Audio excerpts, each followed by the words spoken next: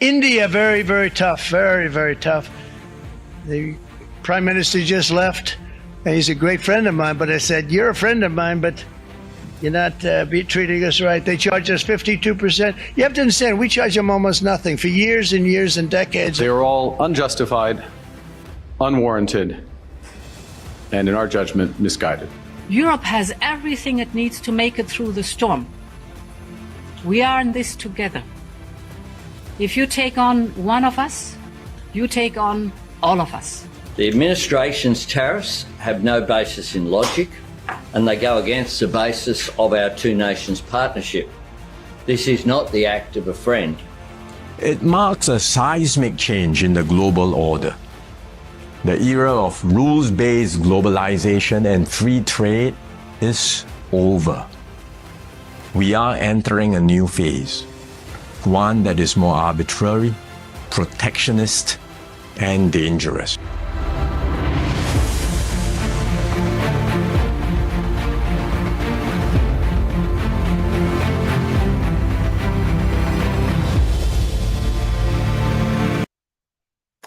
Good evening, I'm Barkha Dutt. You're with the Mojo Story, and as you just saw there, world leaders are reacting and how to Trump's new tariff regime, inaccurately dubbed as a reciprocal tariff program.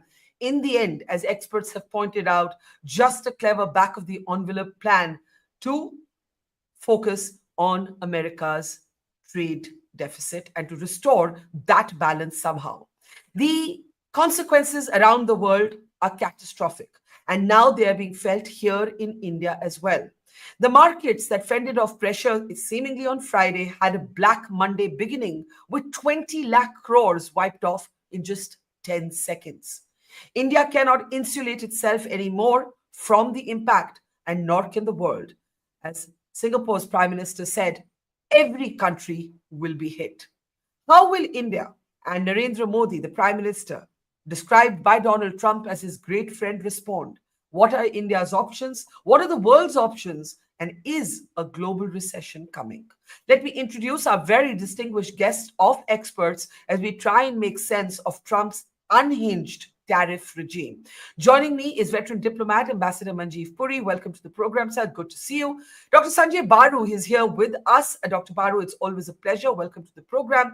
Sandip Ghose is here with us. I always like to introduce him as a supporter of the Prime Minister with caveats. What might he be urging the Modi government to do on a day when the government has actually increased excise on petrol and diesel by 2 rupees? And also joining me is Subhash, Garg, former finance secretary, well-known author, and perhaps I would say the first Indian expert to point out that there's nothing reciprocal about Trump's tariffs. Welcome everybody to the program. Let me get started simply by playing out what Donald Trump said when asked questions about what was happening to markets around the world, from Dow Jones to the European markets to Japanese futures, where trading actually had to stop because of circuit breakers. This is what Donald Trump had to say.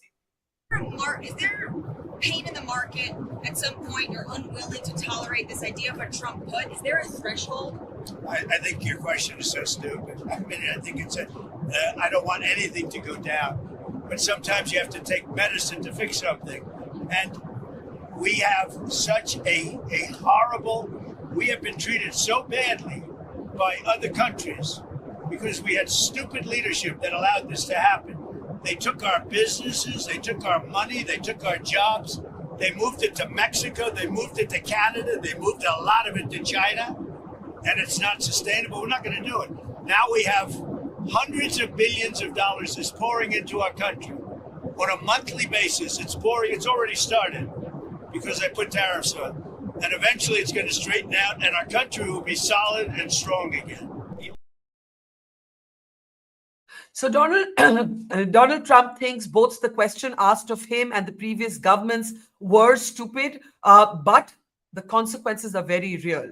And I want to start with Ambassador Manjeev Puri. I think Subhash Garg there was fixing his shot, and he'll be back. There he is. Ambassador Puri, what's going on? What's going on? Like, do you know what's going on? Does anybody know what's going on? Have you ever seen a moment like this in diplomacy before? Great copy for journalists, vastly entertaining, but with very real and dangerous consequences. Barkha, thank you very much.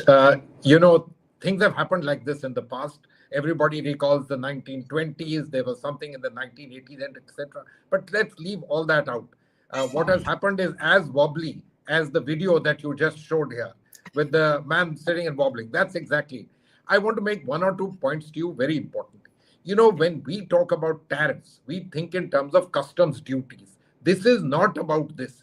This is about trade balance, not about custom duty rates. Think about poor Falkland Islands. Supposing they said zero custom duty for Americans, what would they do in terms of buying any amount of American book? They produce wool and sheep and mutton, etc., which the US buys from them. What would tiny Lesotho do, which produces diamonds, which the US likes to buy? What do we do about it? This is about trade balance. And so therefore, I want to make a point to you that, it's time for us to understand that this being the situation, think about what the Americans are trying to do with India. I'm not talking about the rest of the world. Let them worry about their own things.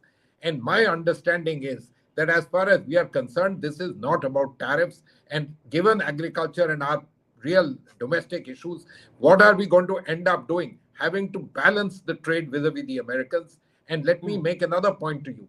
Many people here are saying this is just a slap across the wrist. It's not a punch to us. This is a mixed bag. And they're pointing to possibilities of things moving from Vietnam and Bangladesh. If that happens, your trade balance will go worse. If this kind of regime remains, can you imagine what it will do to us? And I'm not talking about what is happening in the US economy and what's happening in the global economy. And we are not dealing from them anymore. This kind of a step. Think about a simple thing. His millionaire backers, whether it's the CEO of JP Morgan or Bill Ackman, all of them have said, come on, guys, take a pause for 3 months. You've said what you want to say. Take a pause. This is not the right way of going about it. This is giving vent to some old ideas in his head from long time back. And that's exactly what is happening. The US economy has done damn well in the last so many years. But let me ask you this. Everything. Can I ask you a question? Sorry to don't mean to cut you short, but I want to ask you briefly. What are the options before India? You said you're not concerned with the others. You're concerned with us, quite rightly. What are our options? We haven't. You see, domestic politics is playing out. Rahul Gandhi today, in a tweet moments ago, said that this is reality bites, and that prime minister is nowhere, quote unquote, nowhere to be seen. This is sort of the myth of everything that is going well being busted. I'm paraphrasing him, but this is what he said. Now, leaving those domestic politic issues aside, what are the options? I mean, every country is struggling to make sense of this. What should be India's response? So, Barkha, I am very clear in my mind. The first thing is we should stop tom-tomming that this is not a bad deal. This is a very difficult moment for us because we are also wanting to be part of the world. And then let's get down to see what we can do about it. Fortunately, the global economy and us, the interchange is not much.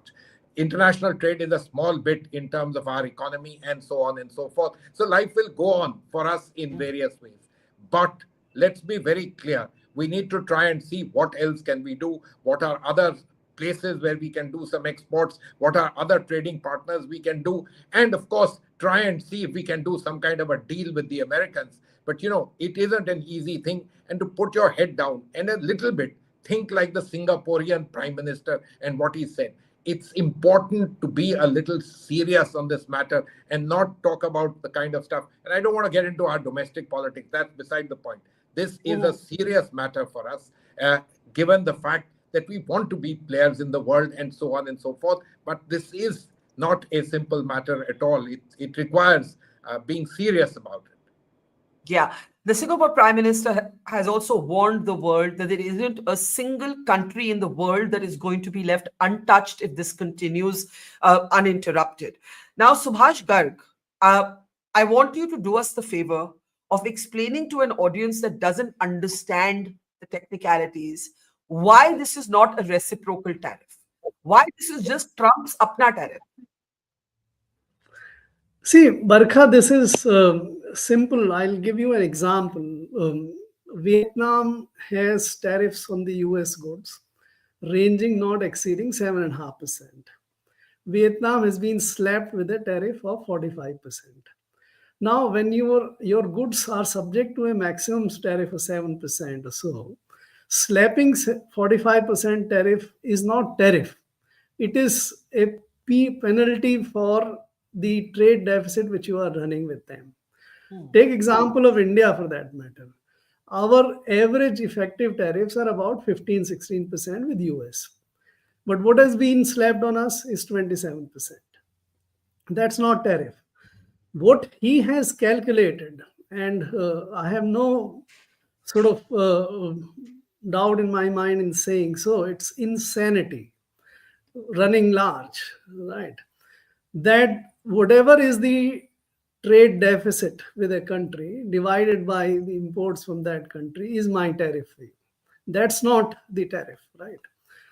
Now, what it is doing, I think this has not been recognized very much by the world, except I think some people I've heard saying. Immediately, it is leading to demand destruction all over the world. The American companies have stopped buying from India, buying from anywhere else, any goods which they were buying so far. Typically, in a year, Americans buy about $3,000 billion worth of goods from the rest of the world, and they sell about $200 billion or $2 trillion worth of goods. Let's take a quarter, $750 billion of goods you buy, $500 billion of goods you sell. So now this $750 billion of goods which you buy in this quarter is not being bought. Only a very little amount of it, not exceeding 1/3 to 40%, is being bought. What happens is that everywhere in the world, the rest of the world, which was producing the $750 billion worth of goods for selling to you, now what do they do with that good? That is the big problem. The other problem which is arising is because the rest of the world is making three kinds of responses. One response is you go for the retaliatory tariffs, like what Chinese have done, Canadians have done, and probably EU is going to do tomorrow or the day after. In that, what you are also doing is that you are restricting your domestic demand for American goods. That would mean that America would also not be selling to China or to EU or to Canada what it was selling earlier. Similarly, in India has not done anything so far, but since everyone else has stopped buying and selling, Indian demand is also going down. Our exports, now there are some estimates which suggest that even America, if the same thing continues for 6 months, we will lose about $30 to $40 billion of American exports. Now that is devastating. This is world in disarray. This insanity will not lead except to a very wide depression,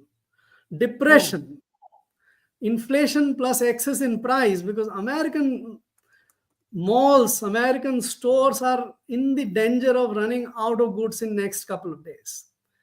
They will not be able to provide cars, they will not be provide to textiles or anything to their consumers in time. What this is going to do is to have this massive destruction of demand as well as of the economy. So given the consequences that you're painting, and it's a grim picture both for India and America itself and the world, but given that it's global, what can India do? What would you, if you were finance secretary in government today, where would your attention be? Briefly, Mr. Garg, I want to go to Sanjay and Sandip also, and then we can come back. Yeah. Yes, correct. So the sensible, the rational option is a difficult option. How do you find these $750 billion worth of surplus goods to be absorbed by the rest of the world? That is what the world should look for. Can we buy from China what we would be buying in next 6 months, in next 3 months? Can China, others buy from India what it would be buying in next 6 months, in next 3 months? Right. That is a only solution which exists for the rest of the world to keep its head above the water in times to come. But that's very difficult politically. Our global leaders, Trump is insane, you have seen, but rest of the world is also not behaving very sensibly. It's a difficult call. But in times like this, you have to have only this kind of difficult options if you want to Right. survive it. Okay, let's take this to Dr. Sanjay Baru. The images that we see on our screen are of mass protests organized against Donald Trump. But unless the midterms, take him down a notch or two, this is Trump. He's still the most powerful man in the world. And Subhash Garg says that the world isn't maybe fully cognizant of what's going on. Ambassador Puri says, stop this theory bazi that this isn't so bad for India. Oh, maybe this is an opportunity. What do you think? Because I've heard these theories, I've read these theories that there's an opportunity here. We've been too protectionist. This will make us open up. The Singapore PM basically said that the WTO system is collapsing. It's finished. Any rules-based order of global trade is over with this. Yeah, two things. First of all, you began the show with recordings of the speeches of various heads of government. Yeah. We have not yet heard from our head of government. I mean, this is an issue on which I think by today I would have expected the Prime Minister of India to be addressing the nation. I would certainly have advised that to any Prime Minister, that people want to understand precisely the kind of questions you're asking. Millions of Indians are asking. The Indian stock market is asking. Indian investors are asking, right? So by this time, the government should have had at least a tentative statement. After all, the Singapore Prime Minister's statement has gone viral on social media, but even others, Carney in Canada, etc. So I think, we are, I don't know what our strategy is in dealing with this because we have not yet been told what our strategy is. Point number one. Point number two, on the crisis in multilateral trade. Exactly 11 years ago, in April 2014, when I was with the International Institute for Strategic Studies, we organized a conference on the multilateral trading system. In fact, the two Indians who spoke at that conference were Arvind Subramaniam and Arvind Panagaria, both of whom have been with this government. Panagaria is still Chairman Finance Commission. And we had excellent, Pascal Lamy was a former head of WTO, was one of the speakers, Ashley Tellis, etc. Now, the conclusion of that conference 10, 11 years ago was that the United States had come to the view that the multilateral trading system was no longer serving its interests and that it had decided to abandon the multilateral trading system. And that's precisely what has panned out over this decade. It's taken some time for reasons I don't know what the domestic politics is. So Trump has not done something mad. He has done something which many Americans were saying that, look, we set up a global system after the So you don't agree with Mr. Garg that this is insanity. You think it's quite well thought out. No, I'm not saying it's well thought out, but let me explain the circumstances, which is after the Second World War, the United States set up a global system, the International Monetary Fund, the World Bank, the GATT system, which worked till the 80s. And there was a major crisis in the 80s when suddenly the Americans discovered that Germany and Japan had benefited more out of this system than they had. What did they do? They brought Germany and Japan on their knees and made them forced to sign the Plaza Accord. Japan accepted what were called voluntary export restraints. The European Union went with the hands folded to the Americans because they were all allies and the Soviet Union was still around and they were disciplined. Now, much has happened since then, right? Today, the singular adversary is China. And the whole initiative of Trump is to somehow disrupt the global trading system in order to hit at China.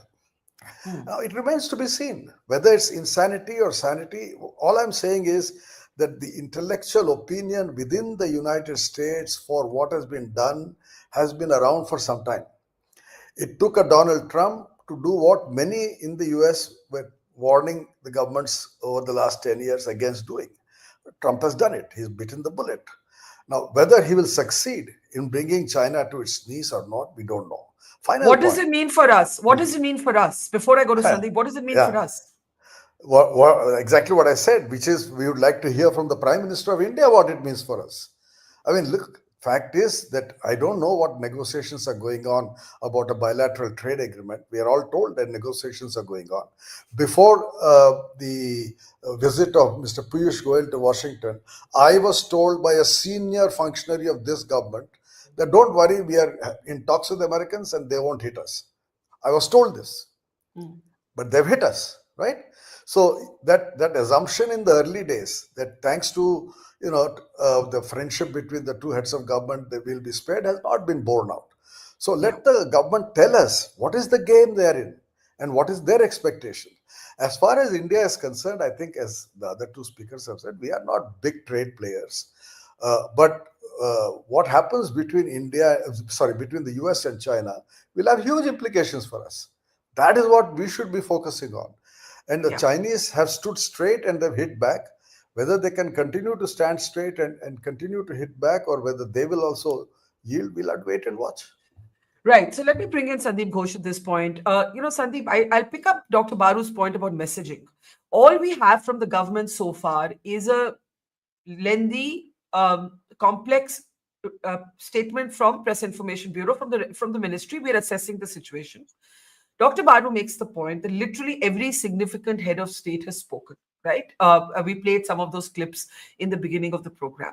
Is the government treating this too casually? And maybe it's not. Maybe it's treating it very seriously, which is why Piyush Goyal has been, having all of these talks.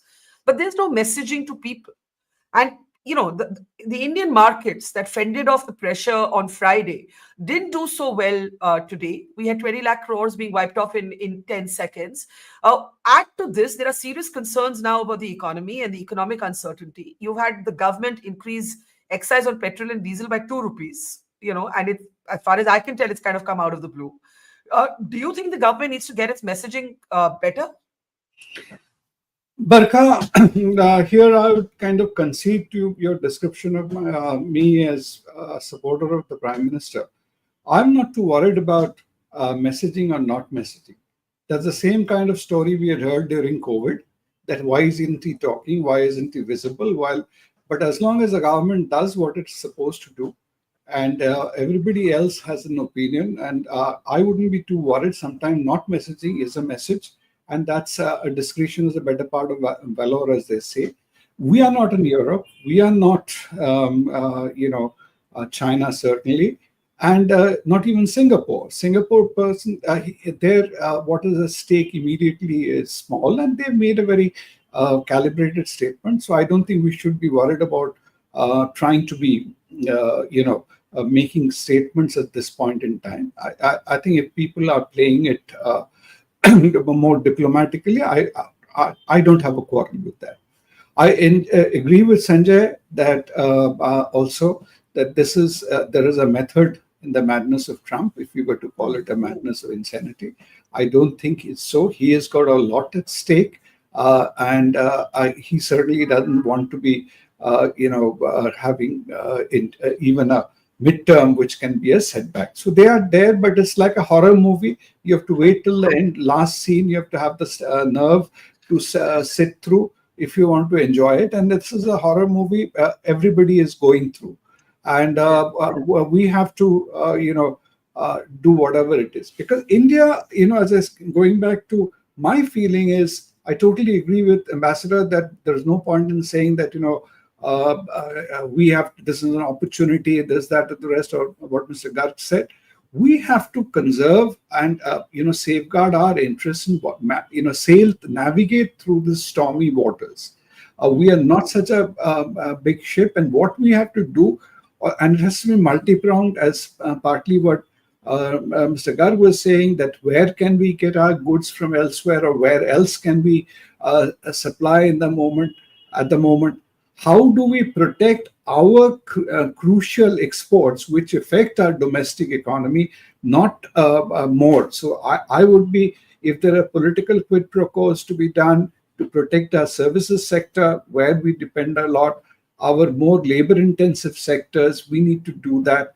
We may, and there'll be a short term and a longer term. If this lasts, we may have to rejig our policies, let's say even with the PLI, scheme which we are doing, production linked incentive, in industries which we are going to support or not support. That's a longer term thing. But I think for the moment, one has to weather the storm.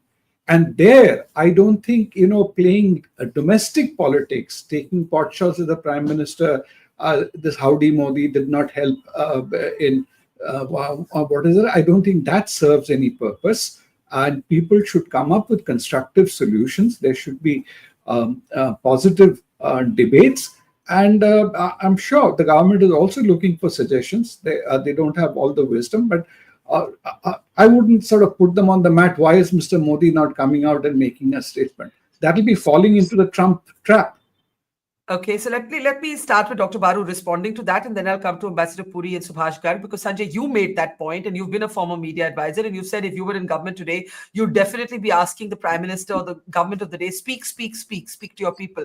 Sandip says discretion is the better part of valor. No point picking a public fight with the Trump regime. He's not going to listen. He's not going to back off. Do it discreetly. Do it quietly, whatever you're doing. Sorry, I'm not saying we should publicly talk to Trump. I'm saying the Prime Minister of India should publicly talk to the people of India. The fact is that we live in a communication era. It's no longer like the 1990s when a very small elite was impacted by what was happening in the stock markets and what was happening in industry, when, you could say, only very few people are interested in what's happening.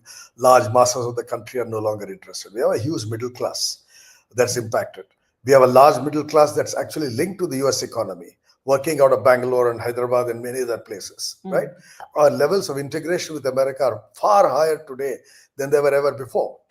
And I'm pretty sure that there are people across the country, not just in Dalal Street in Bombay, but in cities across the country who are doing business with the United States.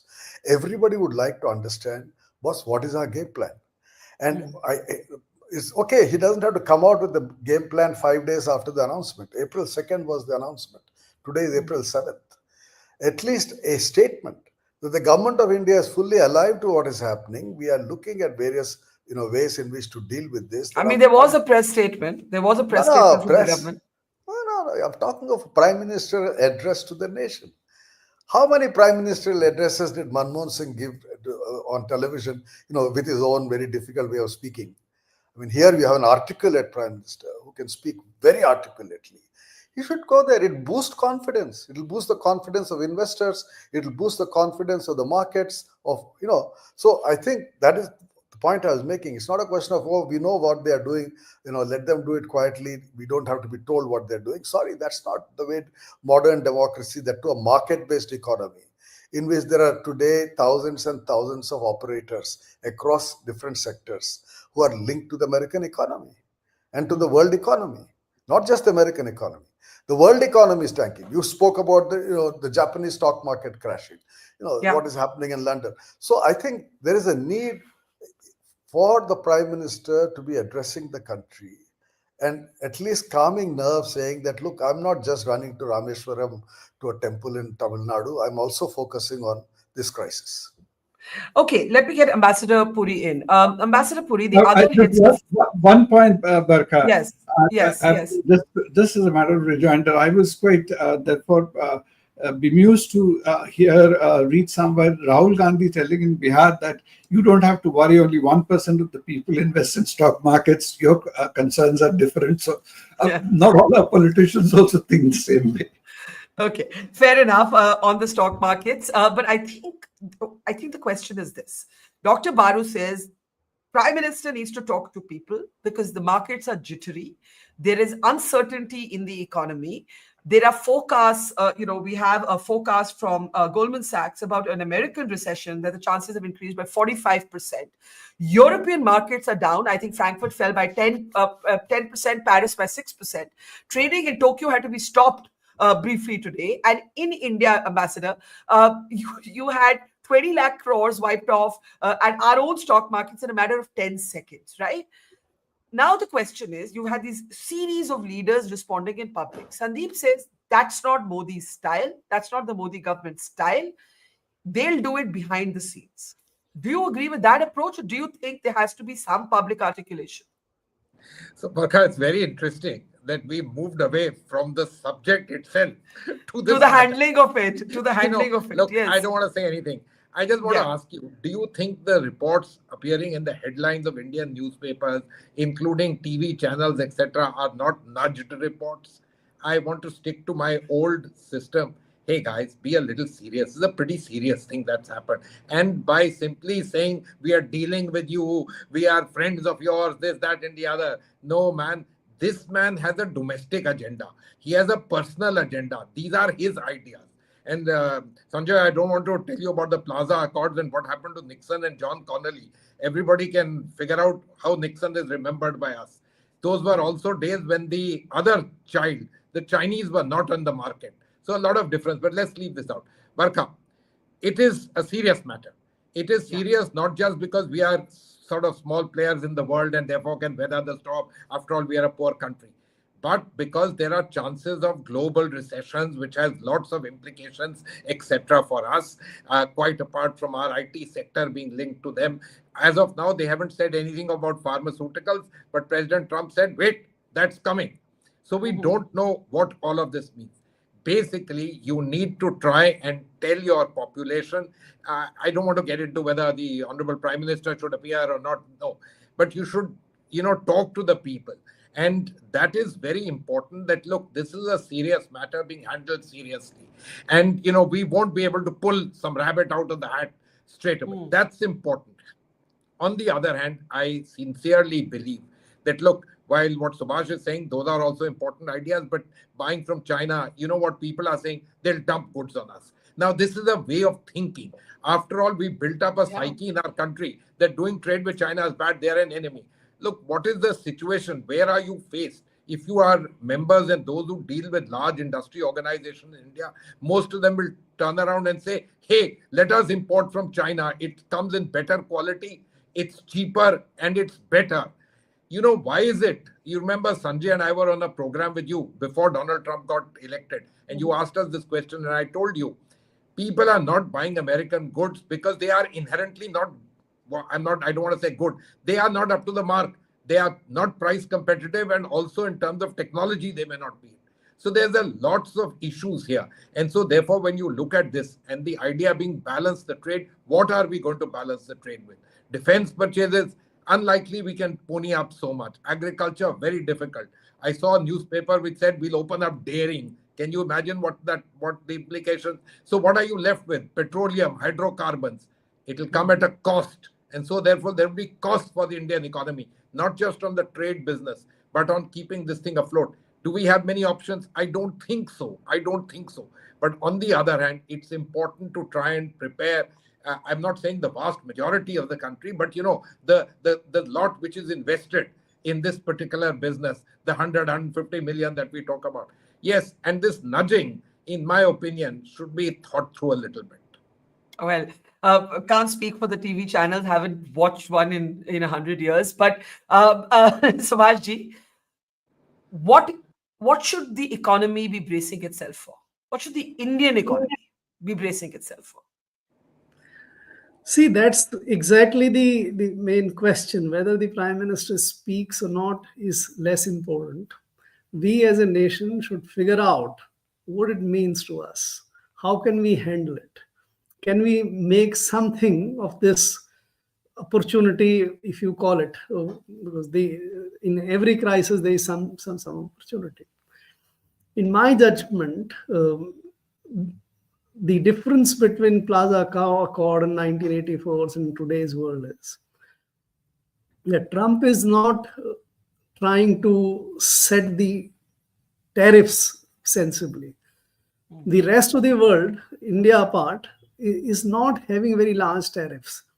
Vietnam offered to America, has offered that we'll make it zero. Correct. Can you take it off? Right. I don't think he will be satisfied with that. The satisfaction is how can we clear the trade balance? That, and he's forgetting very, very conveniently, and I think that's also not getting much traction in the debates around. While America has a large mercantilized trade deficit, America has a lot of services surplus. and the income surplus with the rest of the world. In economics, we take all these three things together.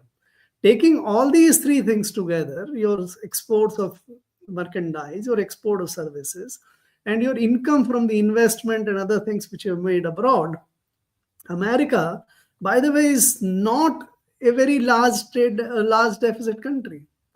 It's a very small, less than $200 billion.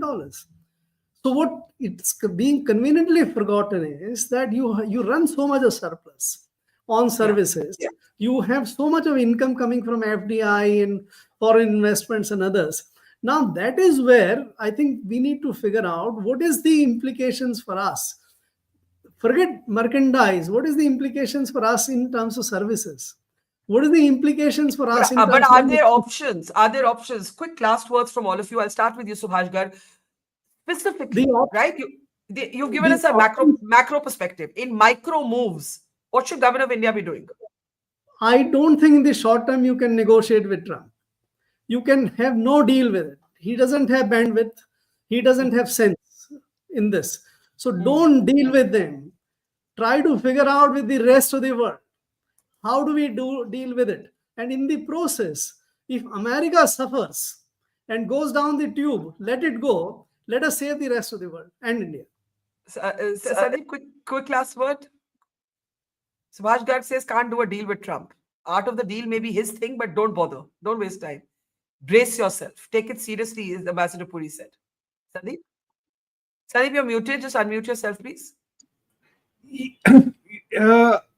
I partly agree with Mr. Garg, but in the sense, you can't say I'm not going to do a deal with you. We may try to import or sell to other countries also, but we cannot treat it as use it as a sort of a threat or a bargaining tool.